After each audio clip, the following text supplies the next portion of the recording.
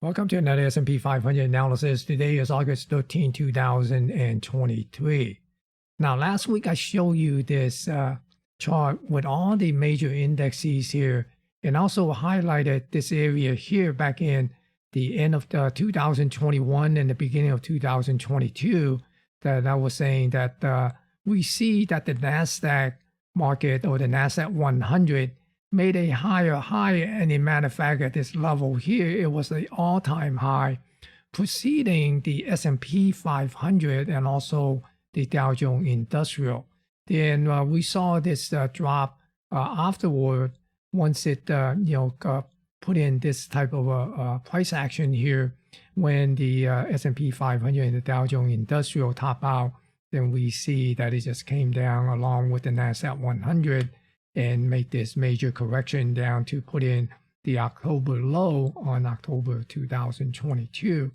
Then we have this reversal coming back up and rally all the way back up until July here. We see this area once again, the NASDAQ 100 put in a higher high preceding the S&P 500 and also the Dow Jones 30, the Dow Jones Industrial. So the thing is, are we looking at a repeat of this correction here?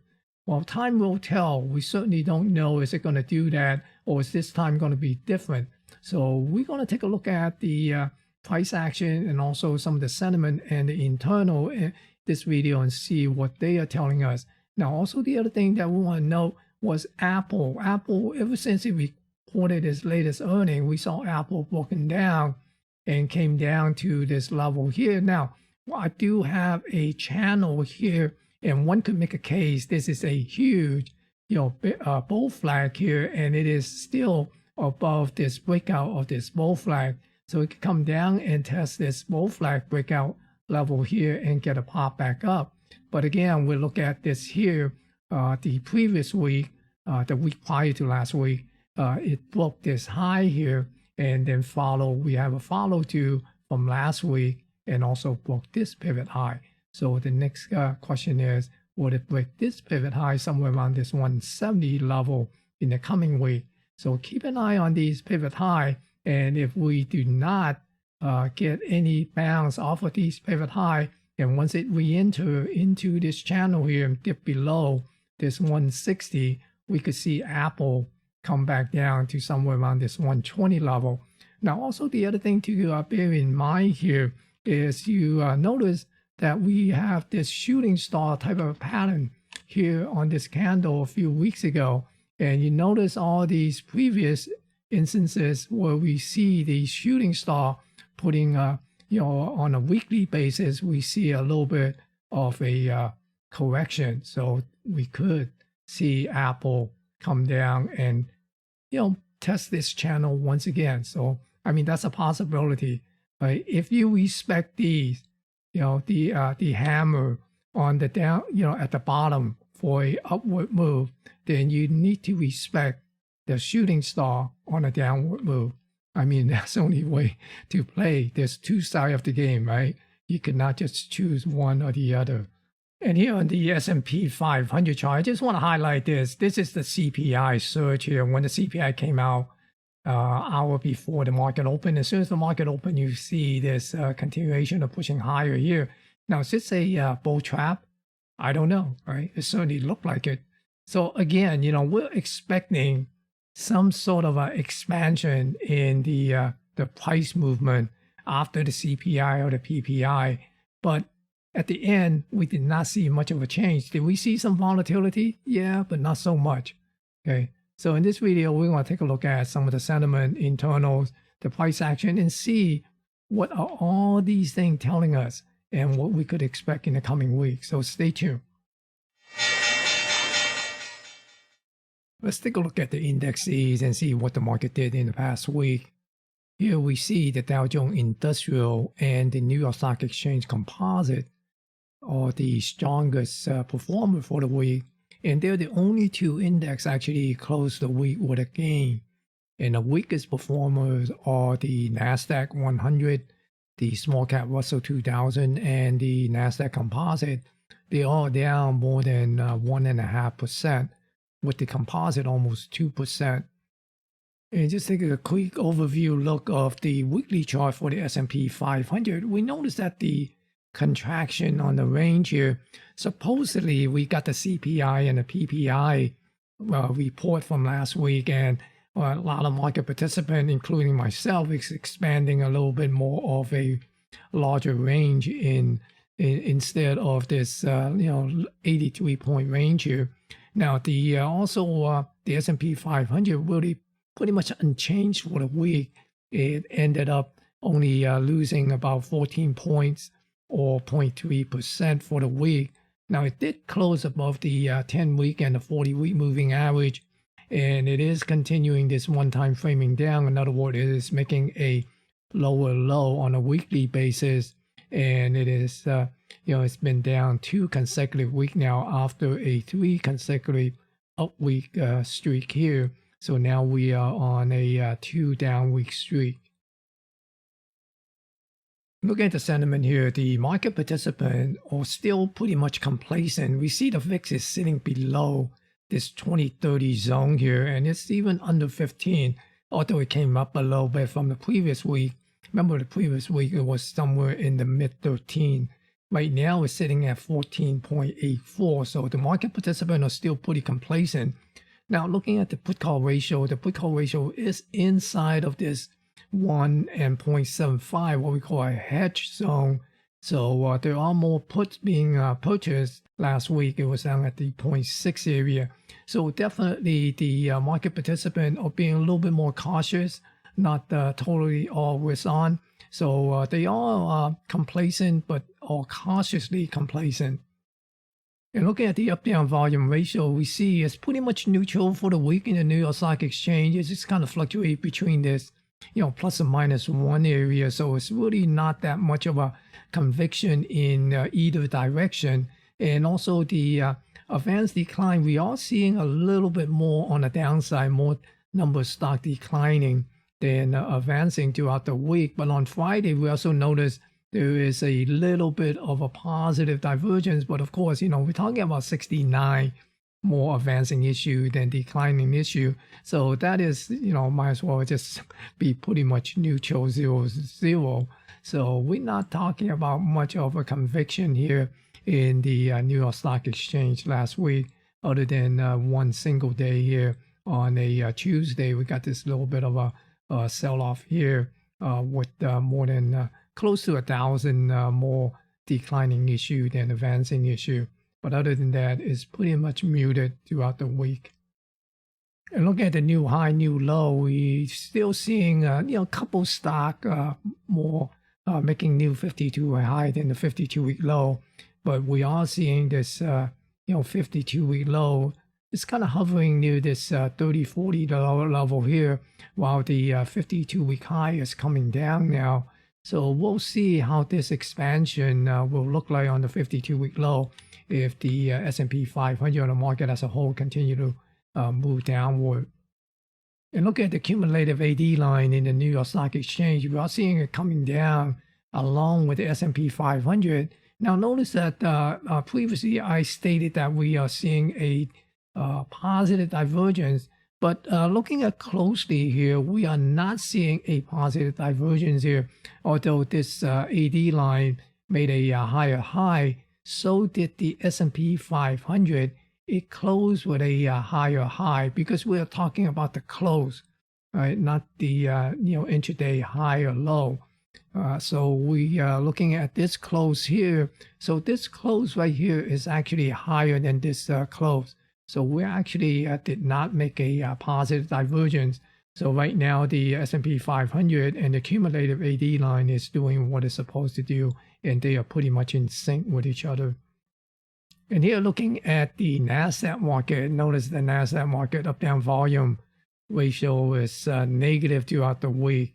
And also the advanced decline was negative as well. That means there were more declining stock than advancing stock.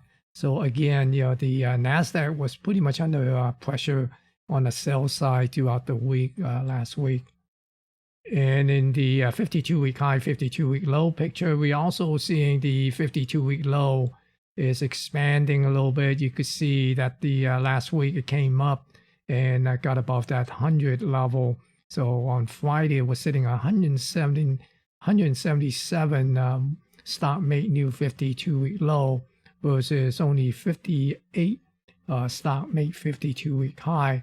So again, right now we are seeing a little bit of expansion on the downside, the 52-week high, 52-week low here. That implies there are more stock making new 52-week low than 52-week high. And here again on the cumulative AD line for the NASDAQ market, we see that this steep decline here. So kind of give you some idea how weak the NASDAQ market is.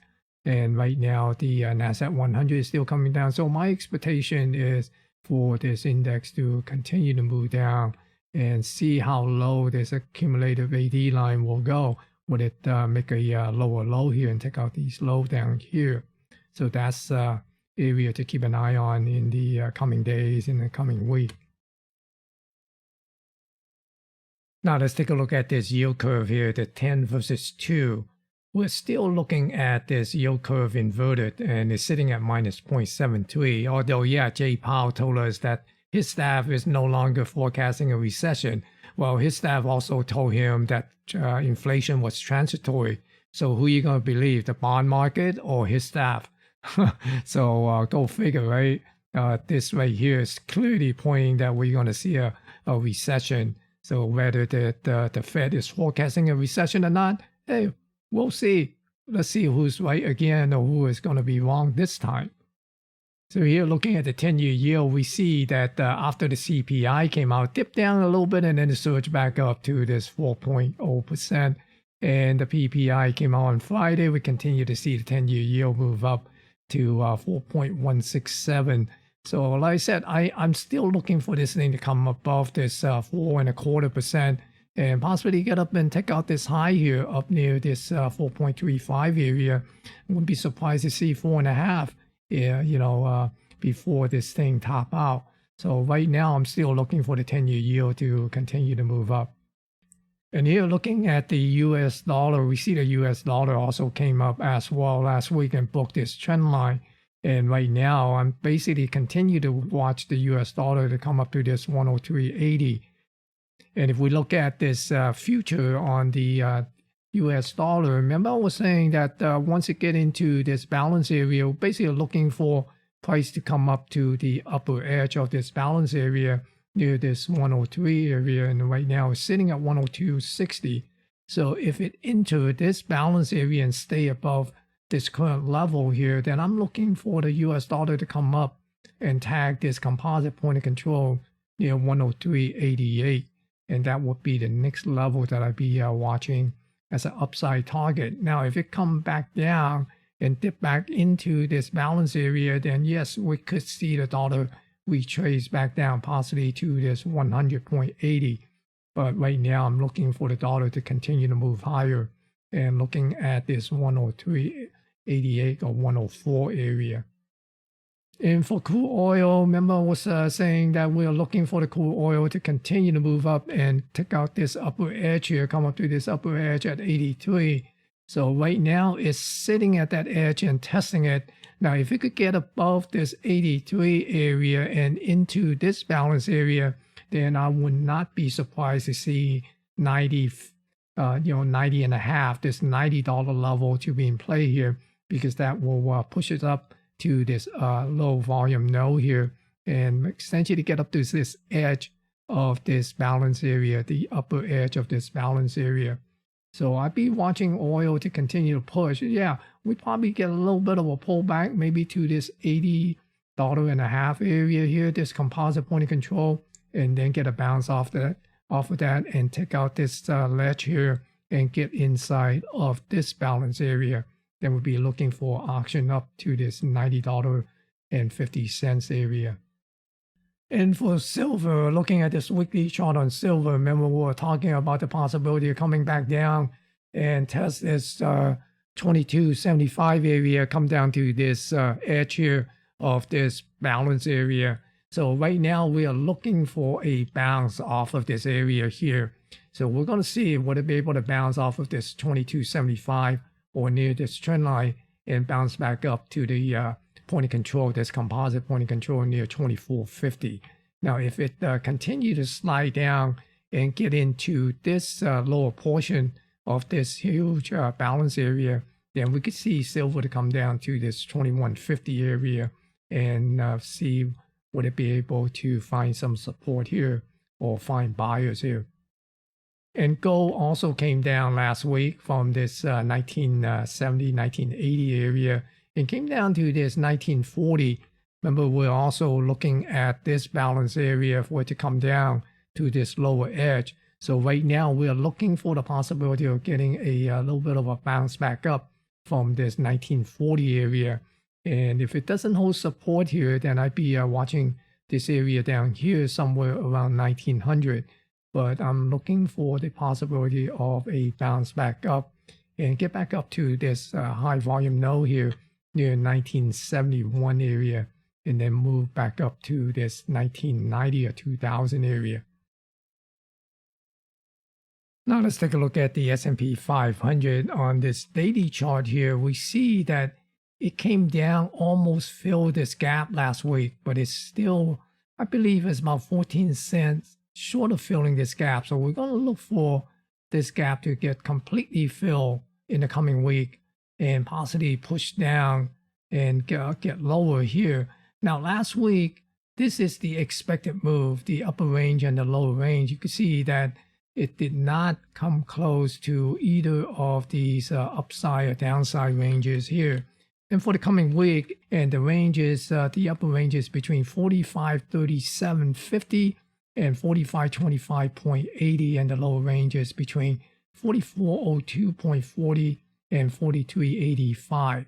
So what I'm expecting to see for the coming week is for the S&P 500 to completely fill this gap, and maybe we get a little bit of a bounce and then continue to move down and come down to this lower range and possibly test this 4400 level and see would it hold this lower range. And if it doesn't, then I'll be looking for this thing to come down to somewhere near this 43.25 or this pivot high here, and also this pivot low. And here for the NASDAQ 100, you see the NASDAQ 100 came close of tagging the lower range of previous week at 14,952 area here, and kind of held above that range, but it did dip below this 15,265. It came, dip below this pivot high here. So for the coming week, I will be watching for continuation on the downside for the NASDAQ 100. And the weekly ranges that I'll be watching for the upper range will be between 15,370 and 15,337. And the lower range is between 14,743.80 and 14,670. So what I'll be watching is for the NASDAQ 100 to continue to come down and tag this lower range. Please come down and get into this gap here, or basically this area of potential support or previous potential support, to see would it be able to get a bounce back up, to maybe possibly back testing this area here. Okay, so that's basically what I'm looking for the coming week on the NASDAQ 100. And if it doesn't hold this lower range, then I'm expecting this thing to come down to this 14,400 and basically coming down to this trend line here. And for the Russell 2000, we're looking for the Russell 2000 to continue to pull back and get into this pivot here somewhere around 1906 and see what it holds. If it doesn't, looking for it to continue to move down to this 1800 level and possibly get into this gap in the coming weeks. Now, I'm not saying that it will do that for the next week, but definitely that would be the general direction that I'd be watching for the Russell 2000. Unless it could get a bounce back up above this 1925, then I do see that it will encounter some resistance here somewhere around this 1960 level. So in general, I'm looking for the Russell 2000 to head down. Now, we saw the Dow Jones Transportation pull back last week, but it seems to be finding some support here at this 16,100, 16,200 area. So we'll see will it be able to continue to push back up toward this 16,730 or come down to this 15,888. But I do envision that it would maybe come down to fill this gap here for the Dow Jones Transportation in the coming week, because with the fuel prices or the energy going up, I'm sure the airline will get a hit on that eventually. So we're going to see, and also the trucking industry, that's going to be causing them their higher costs to run their operation. So we'll probably see a little bit of a pullback on the transportation in the coming week. Now for the Dow Jones Industrial, it seems to be basing here a little bit, kind of balance here. Try to get above this 35,500 on CPI day, but unable to do so. So right now, basically looking at to see what it be able to hold above this gap, because it could come down, fill this gap, and possibly dip down and double check this here at 34,400, 34,277 area. There's a little small gap here before we can see maybe possibly another bounce back up. But if it could get above this 35,500 level next week, then we'd be watching for this next pivot high here at 35,824 area. And finally, on the indexes, we are looking at the New York Stock Exchange Composite, and it seems to be chopping around here. So the things to watch is to see would it be able to hold above this 15,969 area and push back up. Essentially, this is a little gap here. Remember, we are talking about while watching this potential inverted head and shoulder pattern. So we'll see would it be able to continue to be able to hold above this neckline and move up, because we do have a major move up here. That would be a heck of a move up, 18,000 area here. But I do not envision that the market will get into an all-time high territory as yet. Now let's take a look at this SPY, the ETF for the S&P 500. We see the upper range is somewhere between 453 and 451.90, and the lower range for the coming week is 439.40 and 437.70.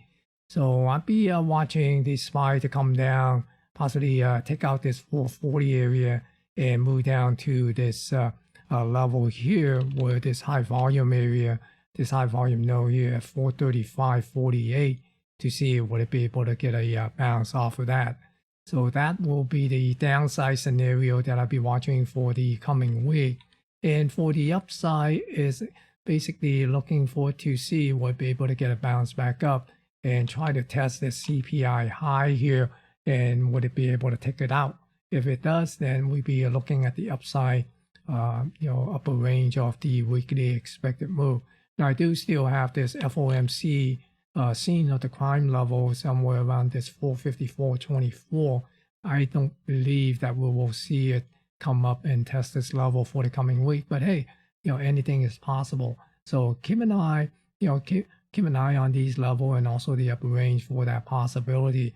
But I am continue looking for the S&P to pull back into this 440 area and possibly down here at this 435. Now, if you want to see additional analysis on these on the SPY, I do publish a daily trading plan for the SPY on my Substack newsletter. So go check out my Substack newsletter. The link is in the description below. Now, finally, let's take a look at Apple. We saw Apple broke down from the earning report, and right now is sitting right near this this edge here, this ledge, and it's sitting somewhere around this 177, 178 area. And we also have a couple of these Virgin point of control below that, and also last Friday's point of control up here. So we'd be looking for Apple to see would it be able to get a bounce or would it continue to go down. And for the coming week, the upper range that we are looking at for Apple is between 182.50 and 181.70. And also on the lower range is between 173.90 and 172.90. So we are looking at the market pricing it a little bit lower on the downside here So I'm looking for Apple to see would it get a bounce off of this ledge and stay inside of this balance area. And if it is unable to stay above this level here, this 178 area, and dip below that, then I expect it to come down to this balance area. And we notice that there are a couple virgin point of control here that need to be tagged. So we'll be looking at 175.29 and 170.20, and that will put this lower range in play. And that will be smack right in the middle of this high volume area. So basically, I'm looking for Apple to continue to move down, and that will also drag down the NASDAQ 100 along with the SP 500. Now, if it able to get a bounce off of this 177.80 area, 178, then look for it to come back up to this 182, 183 area up here at this upper edge here to see would it be able to get above that or get rejected and push back down. But before that, I'd be looking at this edge here. That would be this 180 area. So keep an eye on that 180 on the upside. Now, if you'd like to see my analysis on the remainder of the FANG stock, then go check out my Substack newsletter. I do a weekly analysis on that and give you a little bit more detail on some of the price action. And if you like this video and find it useful, be sure to smash the thumbs up to give it a like, and also let me know what you think about the perspective, my perspective on the market, and share your perspective and your viewpoint of where you think the market might be headed in the comment section below. And if you are new to this channel and like to continue to see these content, then be sure to subscribe and show your support. Thank you for watching and stay safe.